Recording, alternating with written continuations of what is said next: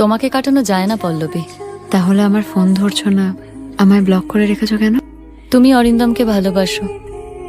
শোন, আমি পল্লবীকে ভালোবাসি না, আমি শুধুমাত্র মিথিলাকে ভালোবাসি।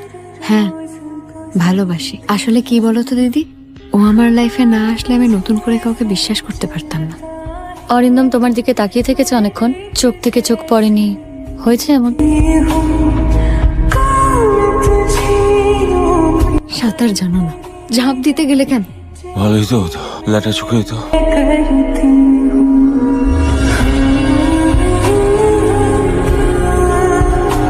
অবাক হচ্ছ? আমি আর কিছুতে অবাক হই না। কিন্তু আমি অবাক হয়েছি মিথিলাকে দেখে।